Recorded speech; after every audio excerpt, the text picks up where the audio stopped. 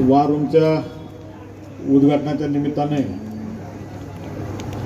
आपल्यामध्ये उद्घाटक म्हणून उपस्थित झालेले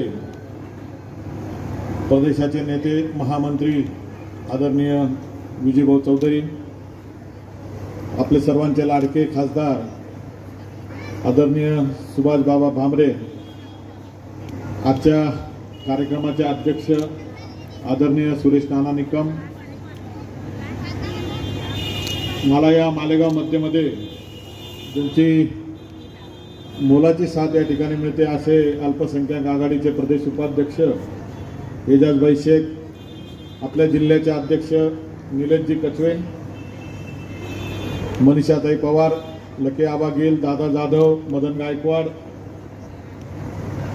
महिला आघाडीच्या जिल्हाध्यक्ष सुरेखाताई, शहराध्यक्ष पठाडेताई, उपस्थित इब्राहिम शेख, एकलाख नागा साहेब, राहुलजी सोनवणे, सन्मान्य व्यासपीठ आणि उपस्थित सर्व माझ्या माता भगिनी आणि बंधूंनो, आज संपूर्ण महाराष्ट्रभर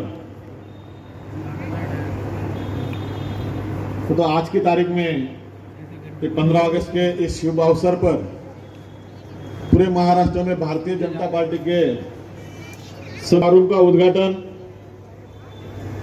आदरणीय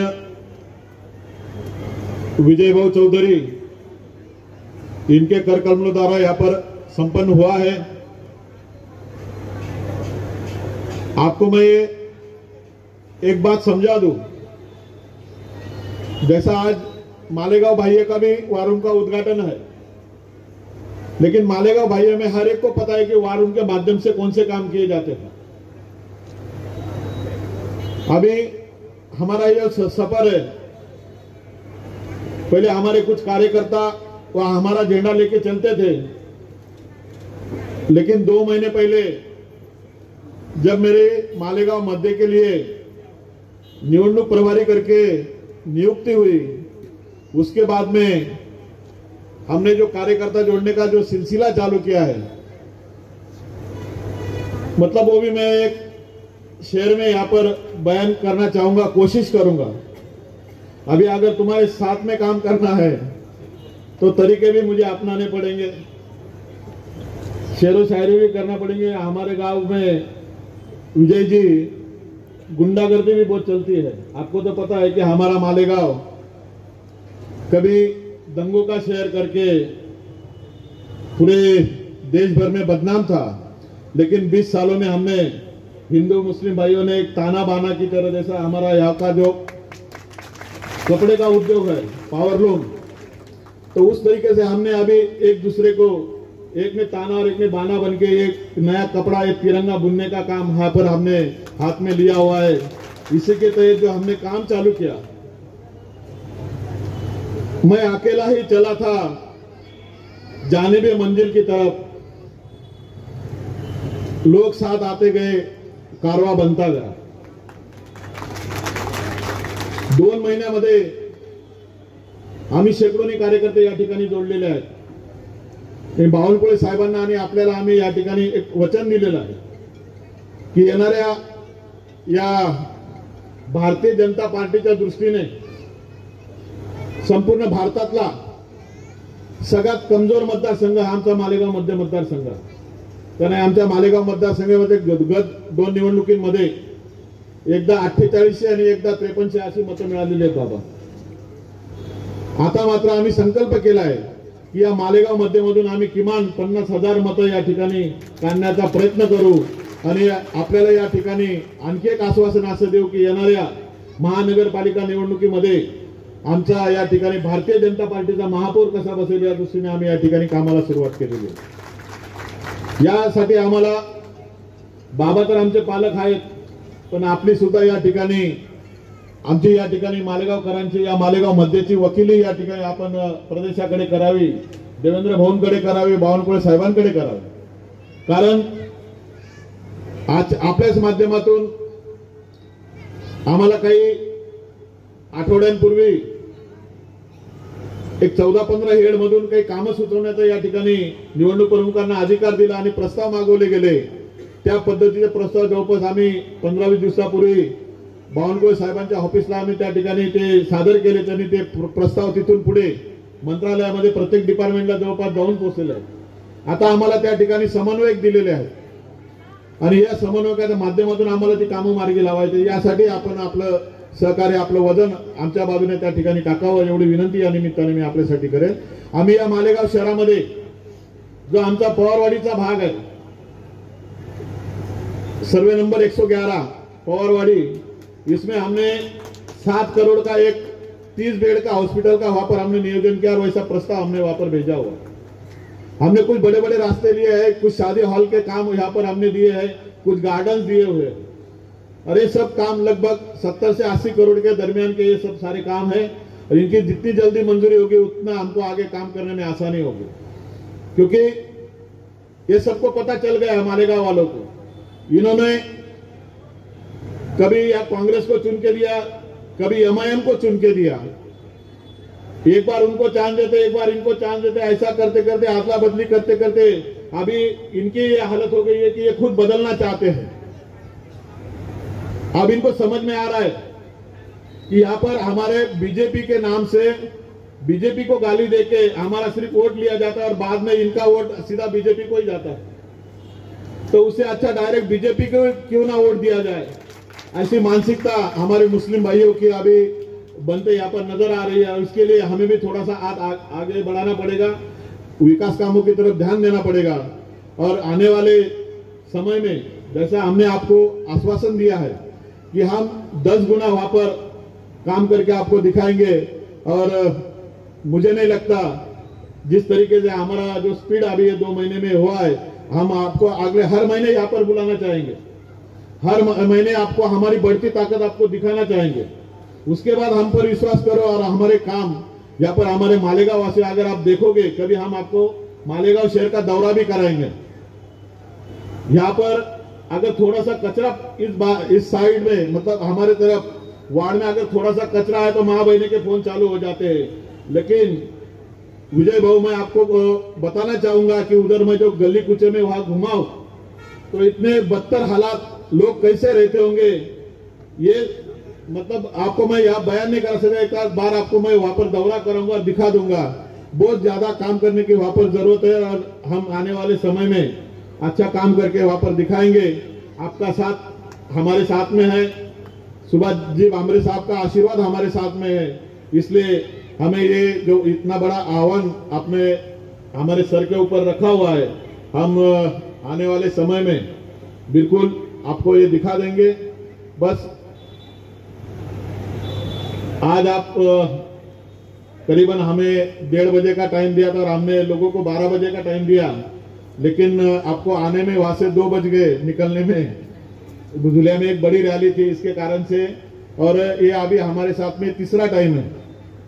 सारे मालेगांव वाले अभी जानने लग गए कि आबा तरफ अगर प्रोग्राम है तो कम से कम 3 घंटा वेटिंग करना है और उसके बाद में प्रोग्राम में 2 घंटा, मतलब 5 घंटे का टाइम निकाल के पूरे लोग आते हैं। क्योंकि इदरीस भाई मुल्तानी का कार्यक्रम हुआ, वो भी 4 घंटा लेट आए थे।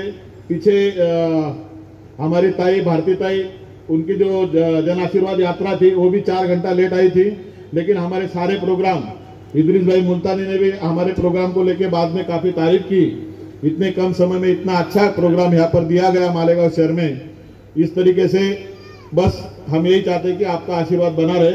पार्टी यहाँ पर अपना झंडा, आपने देखा हमारे भाई ने बताया कि यहाँ पर सबने अपने हाथ में झंडा लिया हुआ है, बस आपके सिर्फ एक हाथ चाहिए साथ में। इतनी बात करते हुए मेरी बात को विराम देता हूँ। जय हिंद, जय महाराष्ट्र। आदरणीय सुनील आबा गायकवाड़, उनकी जानिब से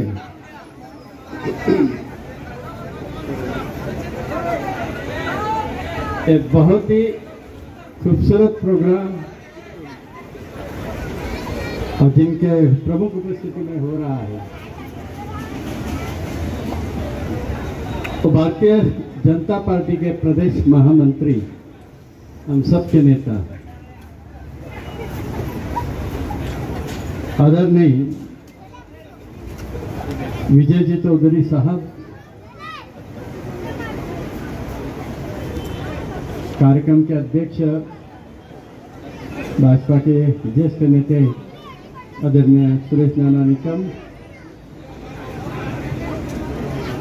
नवनिर्वाचित मालागांव जिला के अध्यक्ष प्राध्यापक नीलेश जी कचवे सर, अल्पसंख्यक मोर्चा उप प्रदेशाध्यक्ष हमारे दोस्त एजाज अहमद साहब, प्रदेश कार्यकारिणी सदस्य बहन सौभाग्यवती मनीषा रत्नाकर पवार, मालेगांव बाह्य की विधानसभा प्रमुख देवा पाटिल, दादा साहेब जाधव, लकीजी गिल, मदन बापू, संदीप पाटिल, शेख इब्राहिम शेख असलम उर्फ पप्पू भैया, हमारे मित्र 1 लाख अहमद चेयरमैन साहेब, सौभाग्यवती सुरेखा पाटिल भूसे, मेहमान खुशी और हाज़रीन सामाई, एक बेहतरीन प्रोग्राम आयोजित करके आबा ने दिखा दी है। अगर उसने ठान ली कुछ भी कर सकते हैं। जब उन्हें मालेगांव मध्य का इलेक्शन प्रमुख किया गया, विजय जी शुरू में नाराज थे, लेकिन चैलेंज सामने आए तो स्वीकारना उनकी फितरत रही है और उसका रिजल्ट आज आपके सामने है।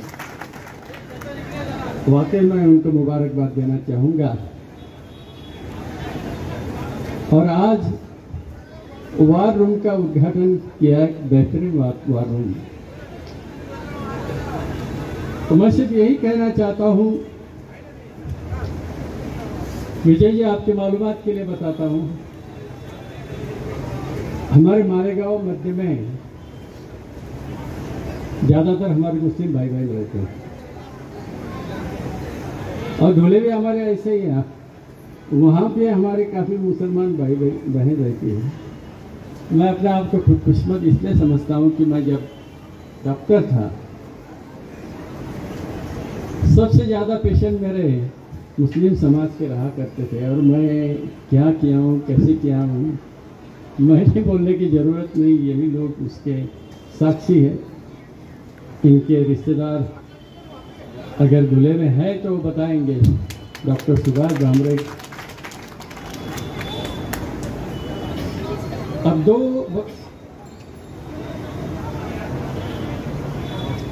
दो बार मैं इस कंस्टिट्यूंसी में से चुन के आया हूँ हज़ार के लिए। और आपके मालूमात के लिए बता देता हूँ, हमारे प्रधानमंत्री जब प्रधानमंत्री बने और पार्लियामेंट में गए, पार्लियामेंट के चौखट पे मत्था टेक के बोले, मेरी सरकार गरीबों के प्रति समर्पित रहेगी, सबका साथ, सबका विकास, सबका विश्वास। और इस 9 साल में सबसे ज्यादा योजनाएं बनाई हो गरीबों के लिए, मजलूमों के लिए, हमारे बहनों के लिए। और आपको बता दूं, इस योजना से गरीबों का, मजलूमों का जो फायदा हुआ है, दुनिया की तारीख में इससे बढ़िया उदाहरण कहीं पे भी नहीं है। गरीबों के लिए योजना देते हुए उन्होंने सोचा नहीं एक वर्ग विशेष के लिए मैं करूंगा, बिल्कुल नहीं। मेरे देश में जो रहता है वो मेरा है। मोदी जी ने कभी भेदभाव नहीं किया। आप जानते हैं कि दौर आया था, बहुत ही खतरनाक दौर आया था, पूरी दुनिया में हड़कंप मच गई थी, कोरोना। कोरोना के वक्त विजय जी आपसे कहना चाहता हूं, तब के महाराष्ट्र के मुख्यमंत्री उठावा के उद्धव जी क्वारंटाइन हो गए थे उनके घर में। और पूरे महाराष्ट्र में सिर्फ बीजेपी का कार्यकर्ता जमीन पे था, लोगों में जाके काम करता था। फिर उसमें हमारे आवा है, नीलेश जी कचवे है, देवा पाटिल है, इन सभी लोगों ने, नाना साहब निकम है, इन सभी लोगों ने मदद करते हुए कभी ये नहीं देखा कि ये मुसलमान है या हिंदू है। 80 करोड़ जनता के लिए तो 3 से 8 दिन तक फ्री में राशन मिला। मैं जानना चाहता हूं मेरे बहनों से, फ्री में से राशन आपको मिला कि नहीं? सबको मिला। मोदी जी ने ये नहीं कहा कि एक वर्ग विशेष में बांटो, यहां मत बांटो।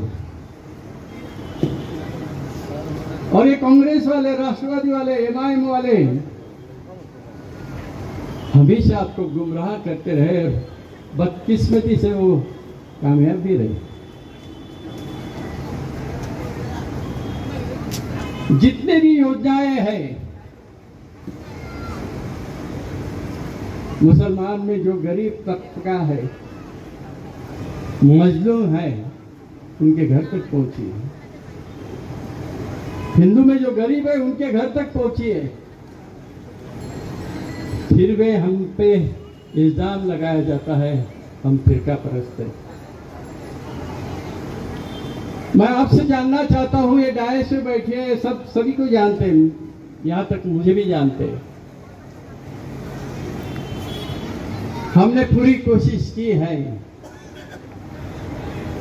अभी मेरे भाई ने बताया कि वो जो ब्रिज है हमारी सरकार में ही हुआ, हम लोगों के कोशिश से ही हुआ। लेकिन क्रेडिट लेने के लिए ये लोग सामने आ जाते हैं। यहां तक कि अभी अब 3 नेशनल हाईवे पे 3 फ्लाईओवर, 400 करोड़ के फ्लाईओवर, एक सावन गांव को है, एक टेरे फाटे पे है, एक चालीसगांव फाटे पे है। अमृत योजना के तहत अमृत वन में पहली बार 80 लाख पीने के पानी के लिए था।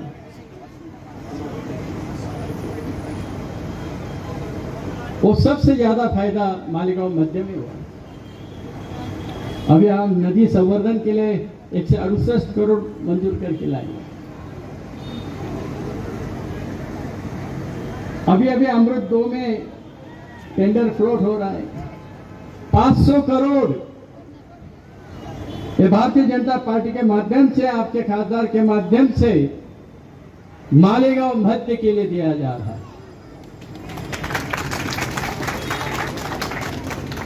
हमारे कार्यकर्ता लगातार आप तक पहुंच रहे हैं, जैसे कि हमारे आबा हैं। तो मैं आपसे अपील करना चाहता हूं, अगर कोई काम करता है और उम्मीद रखता है, विजय जी मेरे दोनों इलेक्शन में 4000 से ऊपर वोट गए नहीं मालेगांव मध्य के, हो सकता है हम ही कुछ कम पड़े, लेकिन आपके बाद आने वाली पालिका निवडणूक है, फिर खासदार की निवडणूक है, और मैं आपका पड़ोसी हूँ, धुलिया में रहता हूँ। ऐसा नहीं कि मुझे कुछ मालूम नहीं मालेगांव का। विजय जी, जब बॉम्ब ब्लास्ट यहाँ पे हुआ था, डॉक्टर फरहान हमारे अच्छे मित्र है, उनको मालूम है मैं कैंसर स्पेशलिस्ट हूँ, बड़े बड़े ऑपरेशन कर सकता हूँ। जो 8 सीरियस पेशेंट है, फरहान साहब है, तो हमारे ज्येष्ठ सर्जन है, मेरे हम उम्र है, उनको मालूम था ये ऑपरेशन सिर्फ सुभाष भामरे कर सकता है। दूल्हे में 8 के 8 पैसे मेरे पास भेजे और 8 के 8 बच गए, उनमें से एक 9 पैसा लिया। तब हमने ये नहीं देखा कि फिरका परस्त हम है, ऐसे आरोप लगाने वालों के, उनसे पूछिए, आपके गिरेबान में देखिए। मालेगांव मध्य में मैं जब आता हूं जिस प्रकार की गरीबी है, झोपड़पट्टियां हैं, ना अच्छी सड़कें हैं, ना पानी की सुविधा है, और आप 40-50 साल से कभी इनको कभी उनको, दो ही फैमिली को लड़ाते रहते हैं और वोट देते रहते हैं। अब के बाद विश्वास रखो, विश्वास दे के रखो। भारतीय जनता पार्टी को हाथ में एक बार महापालिका दे दीजिए, फिर देखिए क्या हम रंग लाते। विजय जी, उनको नंदुरबार जाना है, बोलना तो बहुत जाता हूं, लेकिन मैं यही रुकता हूं और उम्मीद करता हूं आप अच्छी तरह से देख लीजिए। हमारी तरफ तो एमआईएम के लोग हैं, राष्ट्रवादी के, कांग्रेस के, फिरका परस्त हम नहीं है, फिरका परस्त वो लोग हैं, और उनको आपको आईना दिखाना पड़ेगा, और इस आने वाले इलेक्शन में आप दिखाएंगे, यही उम्मीद करके रुकता हूँ। आबा का वापिस अभिनंदन करता हूँ, बढ़िया कार्यक्रम आयोजित किया है, और अब आबा की नाराजगी नहीं रही। भारतीय जनता पार्टी ने 80 करोड़ का काम दे दिया, उनका सब बैकलॉग निकाल दिया,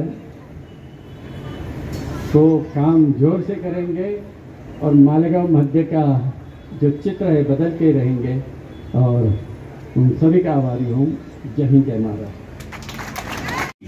वंदे वंदे भारतीय जनता पार्टीचा मालेगाव दोघंही विधानसभेचा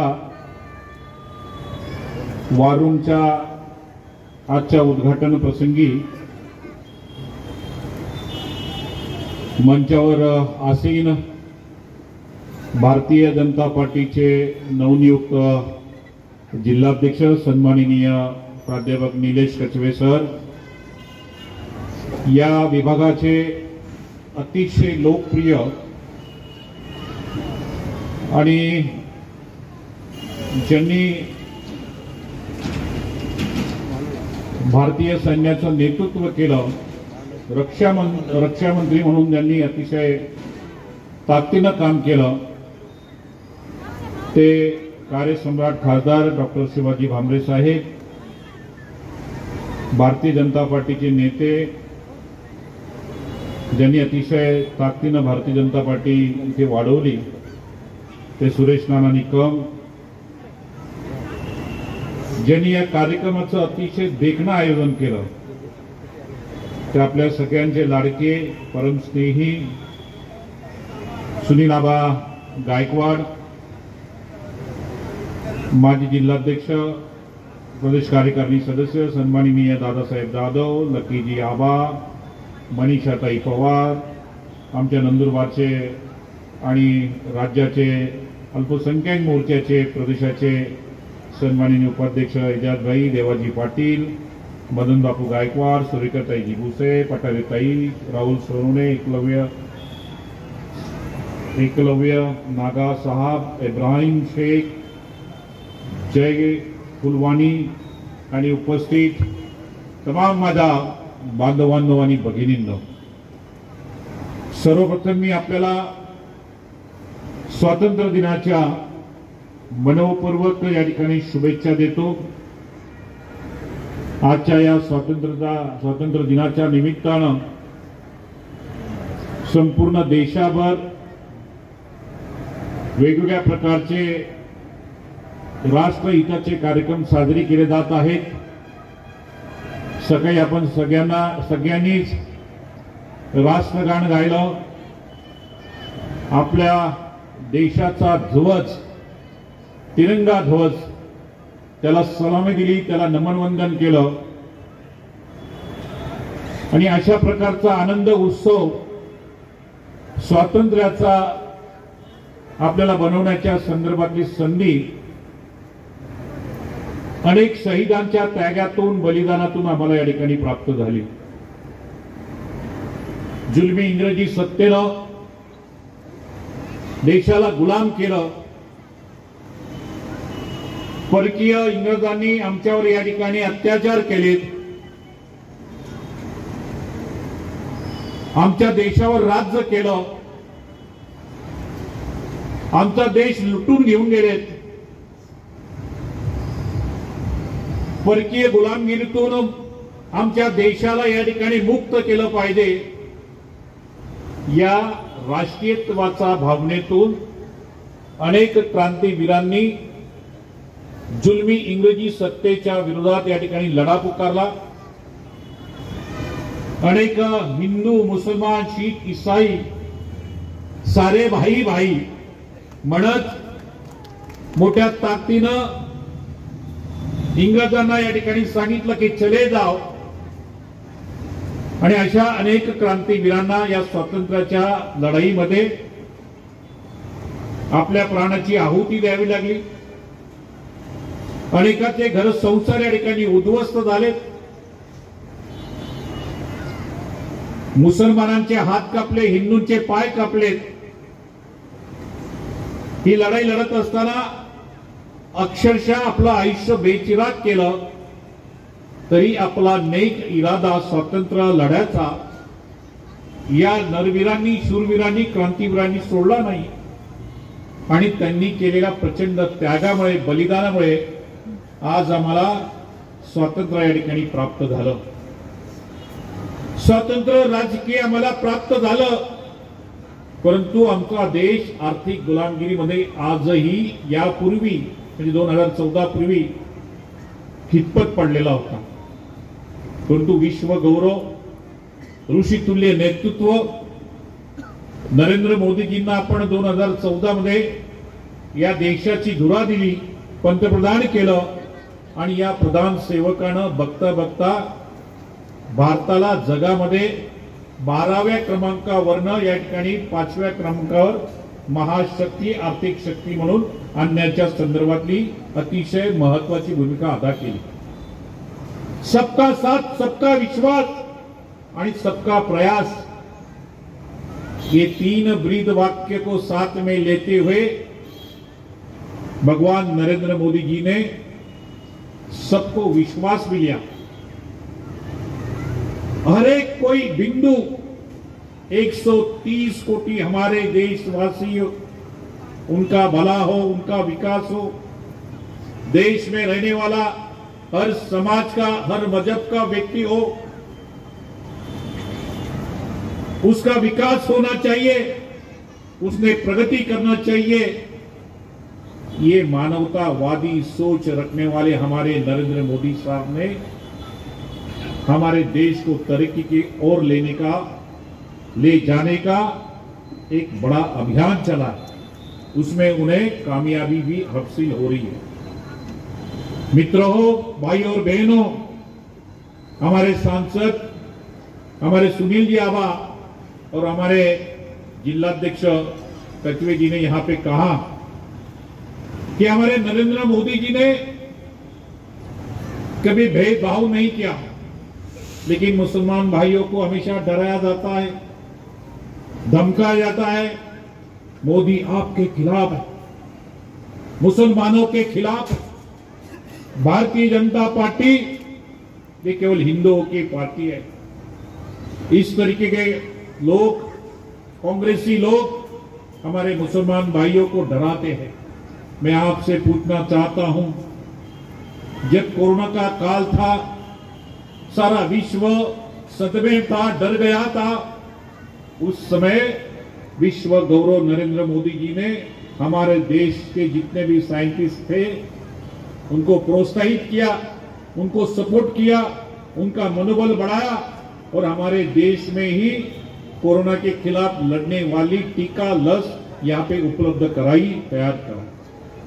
और मोदी जी ने कहा कि हमारे 130 कोटि हमारे भारतीय नागरिकों की जान बचने चाहिए, उनको लस यहाँ पे मिलनी चाहिए. और वो लस भी मुफ्त में मिलनी चाहिए, ये देने का काम मोदी जी ने किया। मोदी जी की लस थी, इसके लिए हमारी जान बच गई। इसके लिए मोदी जी हमारे लिए अल्लाह के समान है, भगवान के समान है। लेकिन कुछ लोग उनको गंदी गंदी गालियां देते हैं। उनको एक आप सवाल पूछिए कि मोदी जी की लस थी, भारतीय जनता पार्टी ने हमें लस उपलब्ध कराई, इसके लिए हमारी जान यहाँ पे बच गई, हमारा परिवार बच गया। इतना नहीं है भाई और बहनों, कोरोना के काल से अभी तक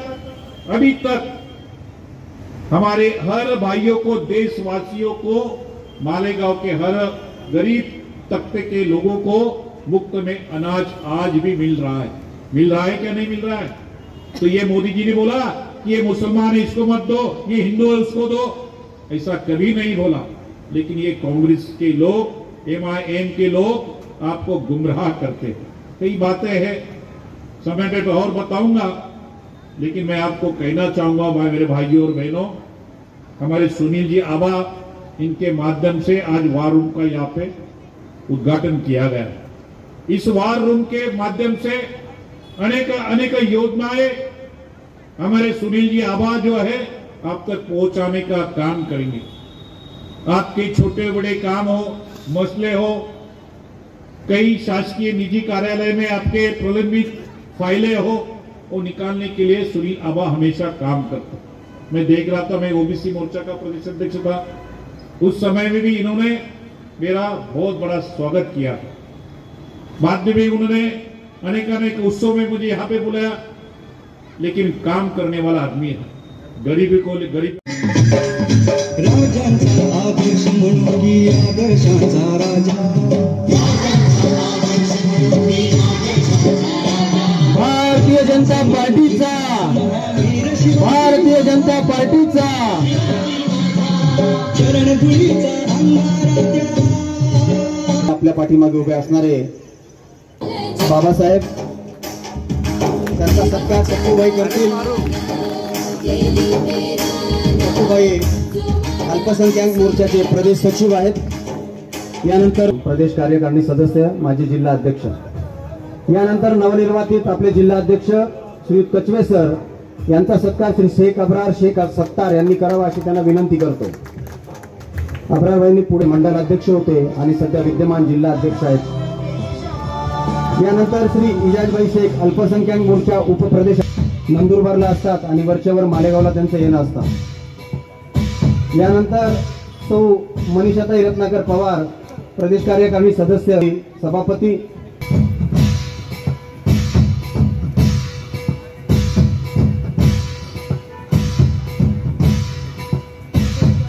माननीय श्री दादाजी जाधव सध्या प्रदेश कार्यकारिणी सदस्य, माजी जिल्हा अध्यक्ष, अनेक वर्षापासून। शब्बीर रहमाननंतर आसिया इरफान यांनी समोर येऊन थांबायचंय।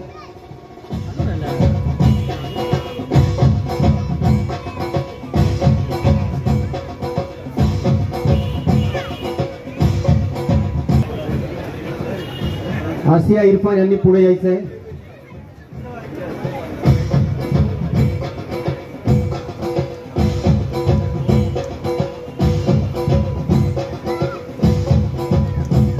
हाजी नईमुद्दीन, ज्यांना बीजेपी नावाने पुकारलं जातं ते पण।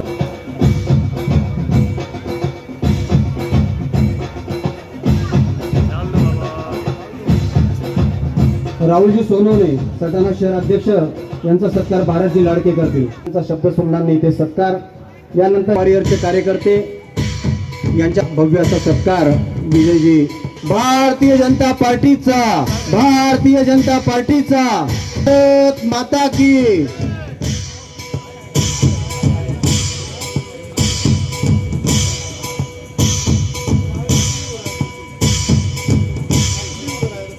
डायमंड कारपेट, हमारे वहाँ ग्रास कारपेट पायदान होलसेल रेट में दिया जाता है। हमारा पता याद रखें, मुस्तफ़ा बंगार बाजार, पानी की टाकी के पास।